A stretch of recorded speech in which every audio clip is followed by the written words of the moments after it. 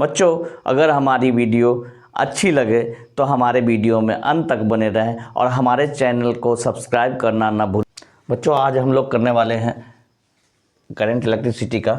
सबसे पहला पार्ट है करंट। करंट क्या होता है? The rate of flow of charge is called electric current. इसका फॉर्मूला होता है I is to Q by T. Q by T मतलब चार्ज पर यूनिट टाइम। मतलब हमारा हो गया, यानी जब हम डिफाइन करेंगे I का जो होता है, करंट का जो होता है वो एम्पियर होता है और चार्ज Q का जो होता है वो कूलम्ब होता है C, और टाइम जो होता है वो सेकेंड में होता है। तो हम इसको डिफाइन करेंगे 1 एम्पियर का करंट कब फ्लो करेगा। तो 1 एम्पियर का करंट फ्लो करेगा जब 1 कूलम्ब का चार्ज 1 सेकंड के लिए फ्लो करता है, तो उसको बोलते हैं हम इलेक्ट्रिक करंट फ्लो हो रहा। इसके बाद हमारा आता है दूसरा पार्ट जो आता है direction of electric current. Direction of electric current, electric current किस डायरेक्शन में फ्लो करता है, इसको आसानी से समझने के लिए हम ये टब है, एक को हमने पूरा फिल कर दिया और टैप लगा दिया। यहाँ पर टैप लगा दिया हमने, ये पूरा पानी से भरा हुआ। दूसरा इम्पिटी है, यानी यहाँ पर जो है वाटर का लेवल जो है हायर पोटेंशियल में, हायर पोटेंशियल, और यहाँ पे वाटर नहीं है।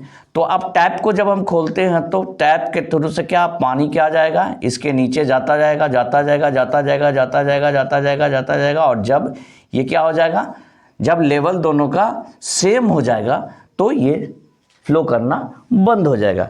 वैसे ही इसी तरह से इलेक्ट्रिक करंट भी, इसका चार्ज जो है, चार्ज का फ्लो होता है, यानी हायर जहाँ पर पोटेंशियल होता है, चार्ज का कॉन्सेंट्रेशन जहाँ पर बहुत ज़्यादा होता है, यानी हायर कॉन्सेंट्रेशन से कहाँ चार्ज चल जाता है, लोअर कॉन्सेंट्रेशन के, लोअर पोटेंशियल की तरफ, higher potential to lower potential. यानी चार्ज का परसेंटेज जहाँ पर ज़्यादा होगा वो हायर पोटेंशियल कहलाएगा और जहाँ पर कम होगा वो लोअर पोटेंशियल कहलाएगा। यानी चार्ज का फ्लो हायर पोटेंशियल से लोअर पोटेंशियल की तरफ होगा। जैसे हमने देखा कंटेनर का कि हायर जहां पर वाटर पूरा भरा हुआ था, वाटर भरा हुआ था, तो इम्पिटी की तरफ ये गया, हायर कंसंट्रेशन ऑफ वाटर था, ये लोअर कंसंट्रेशन की तरफ गया। इसी तरह से चार्ज का भी होता है higher potential to lower potential. अब हम आते हैं नेक्स्ट पे, इलेक्ट्रिक सर्किट जो होता। इलेक्ट्रिक सर्किट क्या होता, सबसे पहले इसको समझना। इलेक्ट्रिक सर्किट वो होता है जिसमें सारा का सारा कंपोनेंट बिल्कुल एक लूप में बना हुआ होता है और सारा जॉइंट होता है, जिसमें आ जाता है हमारा वायर आ जाता है, रजिस्टर आ जाता है, स्विच आ जाता है, और उसके बाद पूरा का पूरा वायर से कनेक्टेड होता है, बैटरी से कनेक्ट होता है। एक इलेक्ट्रिक सर्किट का फॉर्मेशन करता है, वो इलेक्ट्रिक सर्किट को बनाता है। इलेक्ट्रिक सर्किट मतलब जितना भी कंपोनेंट है जो इलेक्ट्रिक के फ्लो के लिए ज़रूरी होता है, वो हमारा पूरा पूरा कंपोनेंट अगर मिल गया तो वो हमारा इलेक्ट्रिक सर्किट का फॉर्मेशन करता है। अब इलेक्ट्रिक सर्किट में दो तरह का होता है, एक ओपन सर्किट होता है और दूसरा क्लोज सर्किट। ओपन सर्किट उसको कहते हैं जिससे होकर के इलेक्ट्रिक करंट फ्लो नहीं होगा, यानी कहीं ना कहीं डिफॉल्ट हो है उसमें, या तो वायर में डिफॉल्ट हो, वायर डिस्कनेक्ट हो, या तो स्विच ऑफ हो, या स्विच का ब्रेकअप हो, या कहीं ना कहीं जो हमारा बल्ब के थ्रू से, जो फिलामेंट के थ्रू से कहीं ना कहीं डिस्कनेक्शन हो, तो उस तरह के सर्किट को हम ओपन सर्किट बोलते हैं। और क्लोज सर्किट वो होता है जो बिल्कुल प्रॉपर वे में सभी कंपोनेंट एक दूसरे से जुड़ा हुआ होता है, सारा कंपोनेंट जहां पर जुड़ा हुआ होता है, उस तरह के सर्किट को प्रॉपर वे में इलेक्ट्रिक का क्लोज सर्किट बोलते हैं। इसमें होकर के इलेक्ट्रिक करंट आसानी से फ्लो होगा। इसको हम देखने के लिए क्या करते हैं, जब प्रॉपर वे में होता है, बैटरी से कनेक्ट होता है, तो हम स्विच को ऑन करते हैं तो बल्ब ग्लो हो जाता है हमारा, तो हम कहते हैं कि क्लोज सर्किट है। इसके बाद हमारा आता है इलेक्ट्रिक कंपोनेंट्स एंड सिंबल। देखते हैं कि इलेक्ट्रिक सेल, सेल एक जब यूनिट होता है, इसका कैसे होता है, इसमें हमारा इस तरह का जो है हमारा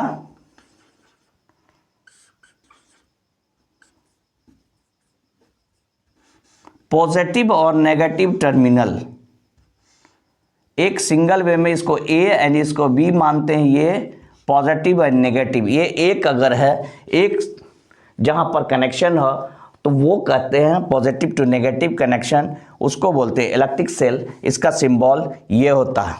उसके बाद इलेक्ट्रिक बैटरी, यानी जहां पर एक सेल दूसरे सेल के, दूसरा सेल तीसरे सेल के, यानी हेड टू टेल कनेक्शन हो, यानी पॉजिटिव टू नेगेटिव।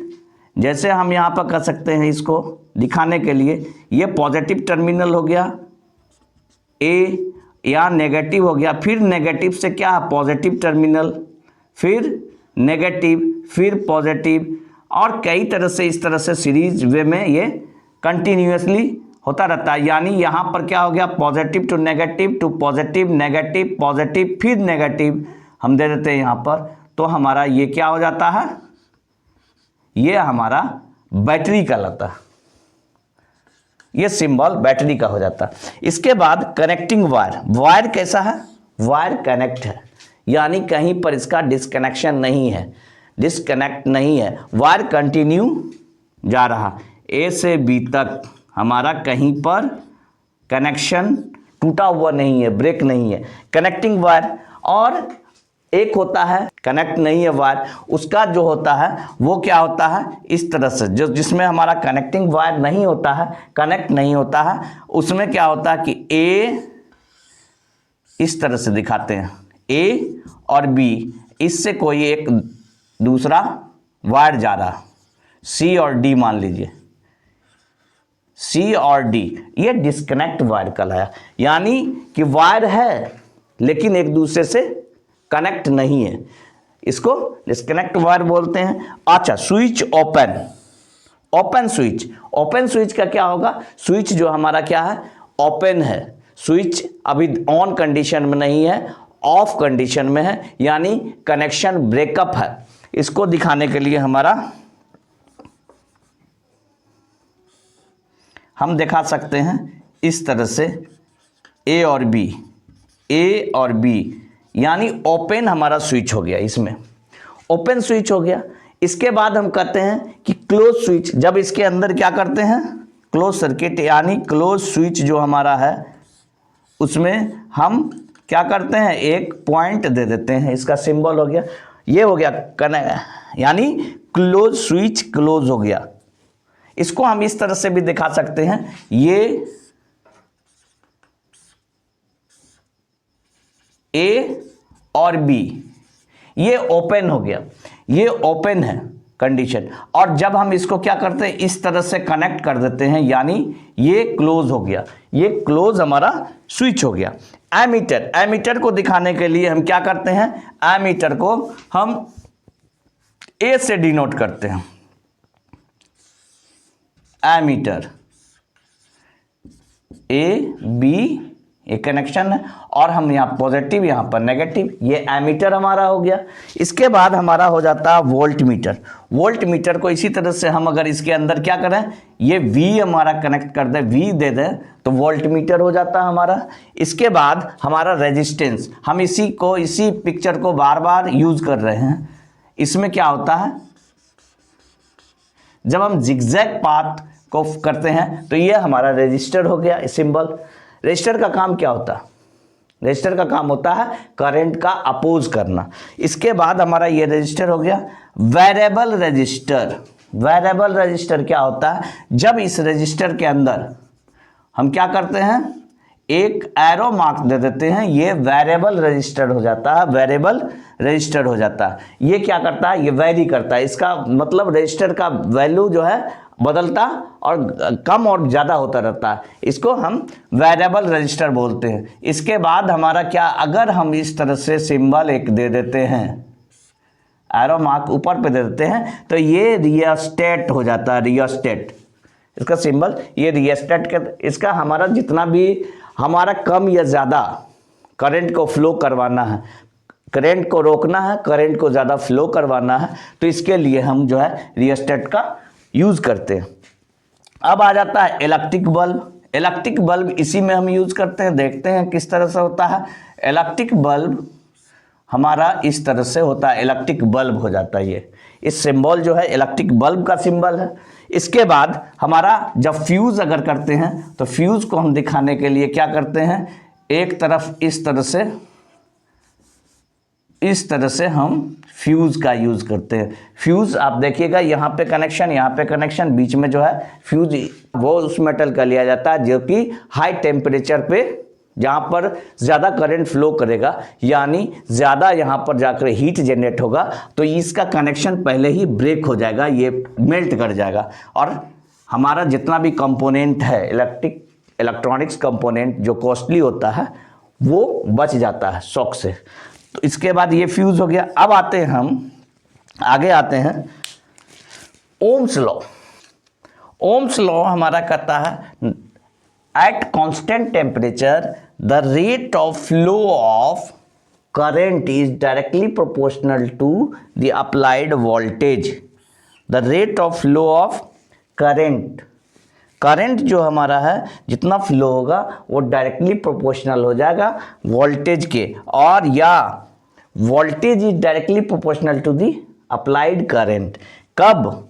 जब जो है हमारा टेम्परेचर कांस्टेंट हो।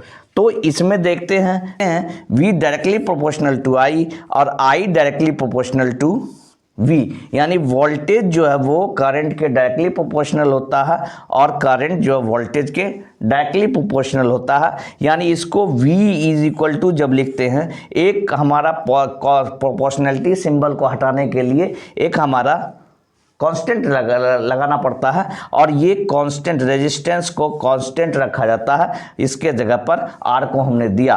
तो अब देखिए VI जब ग्राफ होता है, V वैल्यू वोल्टेज और करंट के बीच जो ग्राफ होता है वो हमारा स्ट्रेट लाइन शो करता है। अब हम आते हैं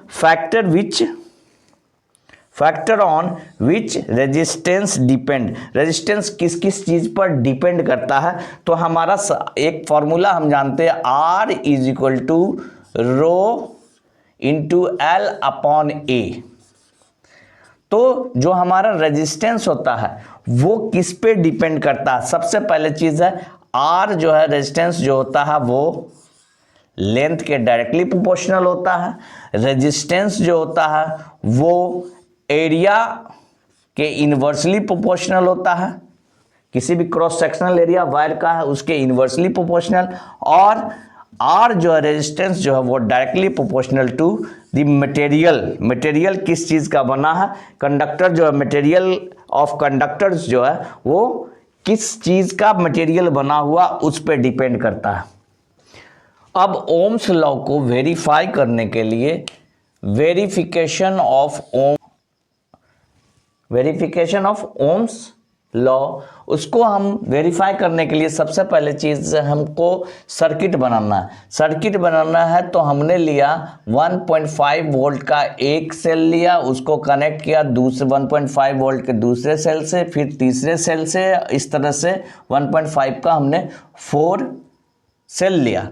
तो ये बैटरी का ये फॉर्मेशन कर दिया और उसके बाद हम करंट का जब डायरेक्शन देते हैं तो पॉजिटिव टू नेगेटिव की तरफ एक रेजिस्टेंस R लिया, उसको हमने पैरेलल में वोल्ट मीटर से कनेक्ट किया।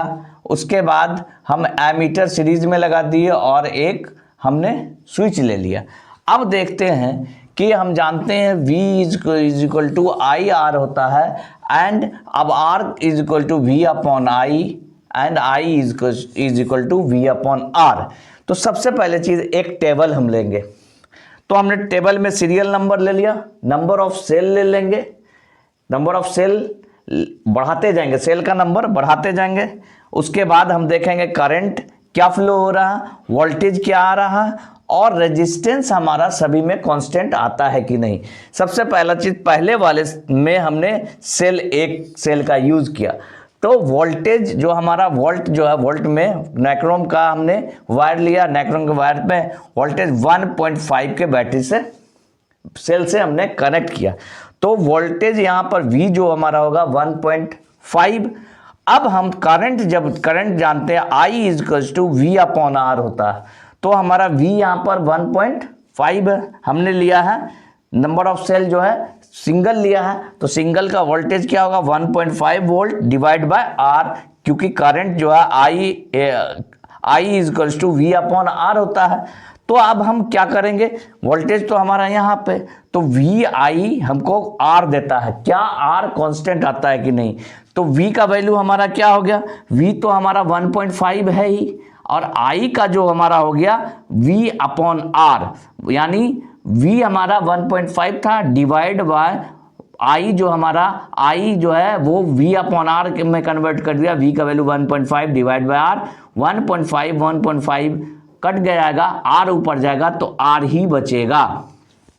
अब हम क्या करते हैं, एक सेल पहले था, अब दूसरा सेल को लेते हैं, दो सेल को आपस में कनेक्ट करते हैं, तो कितना हो जाएगा, दो सेल को जब कनेक्ट करेंगे, एक सेल का वैल्यू जो हमारा है 1.5 वोल्ट का है, दो सेल जब आ जाएगा तो 3 वोल्ट का हो जाएगा। यहाँ पर 3 वोल्ट का कनेक्शन हो रहा है, तो 3 वोल्ट का कनेक्शन, V का वैल्यू 3 और I is equals to V upon R, यानी 3 बाय R हो गया। अब यहाँ पर हम V बाय I के फॉर्म में रखेंगे, तो V का वैल्यू हमारा 3.0 है और I जो है V अपॉन R, V हमारा 3.0 डिवाइड बाय R, यानी 3 और 3 कट गया, R ऊपर जाएगा, तो ये भी दो सेल भी किए तो R का वैल्यू चेंज नहीं हुआ। अब तीसरे में करके देखते हैं, 3 सेल का नंबर ऑफ सेल 3 लेते हैं, तो कितना हो जाएगा, ऐड हो जाएगा 3 वोल्ट में एक और है ना सेल ऐड हो जाएगा, तो कितना हो जाएगा 1.5 वोल्ट, यानी 1.5 वोल्ट ऐड हुआ तो 3 में, तो 4.5 वोल्ट हो गया। अब 4.5 वोल्ट V का वैल्यू हो गया, और हमारा I is equal to V upon R, यानी V का वैल्यू 4.5 डिवाइड बाय R। अब हम आते हैं V अपॉन I के इस फॉर्म में, तो V का value 4.5, I is equal to V upon R, यानी 4.5 बाय R, 4.5 कट गया, R ऊपर जाएगा तो R ही आ जाएगा। यानी हम तीनों कंडीशन में देख रहे हैं कि R जो हमारा है वो कांस्टेंट है। अब हम ग्राफ से इसको प्रूव कर सकते हैं। हमने VI ग्राफ लिया, वोल्टेज को हमने Y एक्सिस पर और करंट को हमने X एक्सिस पर लिया, तो हम 0 से स्टार्ट हो रहे हैं, हमने इंडिकेट किया 1.5 वोल्ट, जब दो सेल को करेंगे 3 वोल्ट, 3 सेल को करेंगे 4.5 वोल्ट, और यहाँ पर जो I का value I is equal to V upon R, 1.5 by R, इसको हमने यहाँ पर देखा है। सेकंड वाले में 3.0 बाय R, और थर्ड को जो करंट के इस पे देखा है 4.5 बाय R। तो हम देख रहे हैं कि जब हम 1.5 वोल्ट अप्लाई कर रहे हैं तो हमारा करंट 1.5 बाय R आ रहा, तो यहाँ पर कट रहा, दोनों पॉइंट मिल रहा, तो एक पॉइंट हमारा मिल गया। जब हम 3 वोल्ट अप्लाई कर रहे हैं तो 3.0 बाय R हमारा दोनों इस पॉइंट पर कट रहा। तीसरा हम देख रहे हैं, जब हम 3 सेल लेते हैं तो 4.5 वोल्टेज 4.5 होता और करंट हमारा 4.5 बाय R होता है, और ये इस पॉइंट पर कटता है। अब हम इनिशियल से तीनों पॉइंट को जब ड्रॉ करते हैं तो हमारा एक स्ट्रेट लाइन आता है, यानी ओम्स लॉ इसको प्रूव करता है कि VI कैरेक्टरिस्टिक को प्रूव करता है कि जब VI का ग्राफ लेते हैं तो हमारा जो है स्ट्रेट लाइन आता है।